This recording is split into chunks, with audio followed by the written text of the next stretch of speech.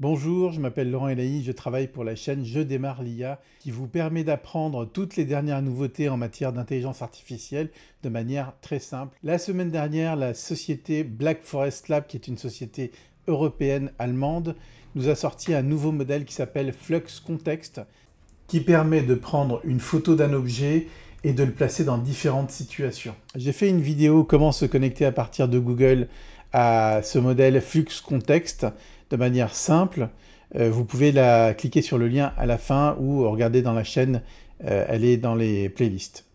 Alors, en se connectant à l'interface du site internet, on a une petite démo ici avec 4 points. Ici, on a ce qu'on appelle l'input image, c'est l'image qu'on va envoyer. On voit ici qu'il y a une étoile des neiges qui est collée sur le visage. On a la possibilité, en tapant le prompt, retirer la chose qui est sur le visage ici, d'obtenir cette photo. Donc, on arrive à modifier complètement l'image pour lui retirer en fait ce qui ne va pas. Donc, on va avoir des utilisations du type vieille photo abîmée où on va pouvoir les restaurer. Donc, ça, c'est très pratique. Ensuite, on a un deuxième exemple. Ici, on a notre image de référence avec la personne, ce personnage. Et on veut, par exemple, le remettre dans un contexte d'une image, d'une photo qui prend un selfie dans la ville de Fribourg. Donc, c'est ce qu'il a tapé ici, avec un très beau temps. Et on obtient cette image-là. Donc, on retrouve bien la consistance du personnage, c'est-à-dire cette capacité à retirer exactement le même personnage et le mettre dans une autre situation. Et on va même pouvoir imaginer que c'est pas dans une journée ensoleillée, mais que c'est dans une journée enneigée, et on va avoir exactement la même photo sous la neige. Et on voit encore une fois de plus que c'est incroyable, la persistance du personnage, c'est exactement le même personnage qu'on soit ici, ici ou ici ou ici. Voilà. Donc ça, c'est la petite démo du site, et maintenant on va passer concrètement à la confection de notre publicité pour notre produit. Alors, en se connectant à l'interface ici, on va se mettre sur la fonction Generate.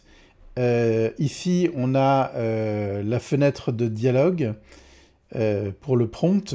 On a ici la possibilité d'ajouter une image. Donc, c'est exactement ce qu'on va faire. On va cliquer ici sur l'image et on va sélectionner. J'ai pris en photo une tasse. Je fais ouvrir, on la met ici. Je vais vous retrouver la photo pour que vous la voyez un petit peu mieux, à quel point c'est une photo que j'ai prise vraiment à l'arrache.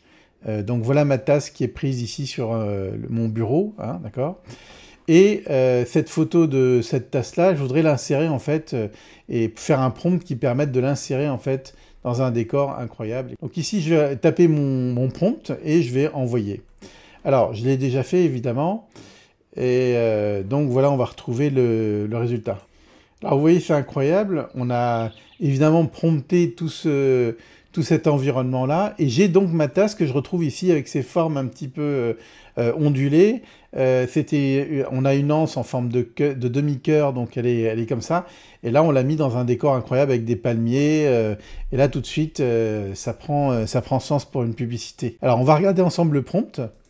Alors moi, je préfère travailler mes prompts avec Google Traduction, voilà, donc vous avez l'adresse, hein, vous allez sur Google, vous tapez traduction français-anglais, et puis vous tombez sur cette petit outil qui est très facile à utiliser. Et voilà le prompt que j'ai utilisé en fait pour obtenir ce résultat à partir de ma photo. Une petite tasse et une cafetière en laiton sont posées sur un plateau sur le sable du désert. Donc si je regarde ici, on est bien, hein. Il y a le plateau, il y a la cafetière en laiton, il y a le désert. Alors ensuite, c'est le coucher de soleil et les couleurs sont vives et éclatantes. À gauche, on voit un chameau s'abreuver dans une oasis avec des palmiers en flou. Alors on revient sur notre photo, voilà. Et effectivement, ici, on voit le chameau. Alors le chameau, il est rentré carrément dans l'eau, et on voit les palmiers ici au fond, au coucher de soleil. Donc là, on a vraiment une bonne adhérence du prompt, c'est-à-dire qu'on a tout ce qu'on a tapé, en fait, on le retrouve ici sur l'image. Le texte de la publicité est en grand et en police moderne, instant éternel, et effectivement, ici, on a ici instant éternel. Alors, on ne choisit pas la fonte, on choisit pas on lui dit simplement une fonte moderne en grand, et lui, il va faire des propositions, et des fois, le texte est pas bien tapé, mais c'est pas grave, on fait une itération supplémentaire, c'est-à-dire qu'on redemande de rejouer le prompt une deuxième fois et on obtient ce résultat à la fin. Alors on va regarder ce que j'avais obtenu avant.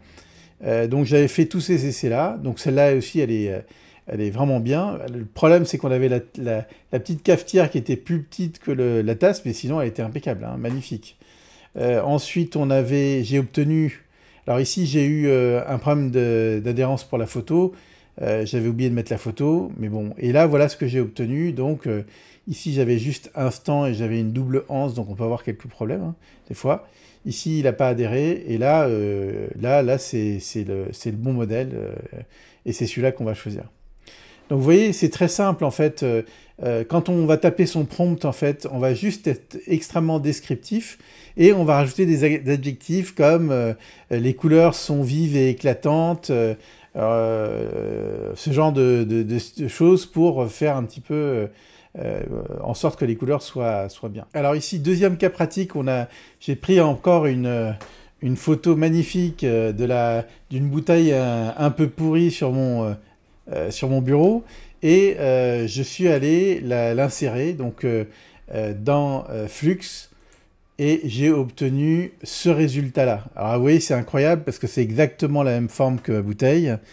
Si je mets les deux à côté, et la forme de la bouteille, ici j'ai ces traits-là qui sont ici, voilà, là et là. Ensuite j'ai les anneaux. Alors j'ai demandé en fait dans mon prompt à rajouter cette étiquette, sinon on n'aurait pas d'étiquette évidemment, hein. J'ai ici même le bout en plastique de ma bouteille. Bon, c'est incroyable. Et si je vais voir d'autres itérations, j'ai même le bouchon vert ici.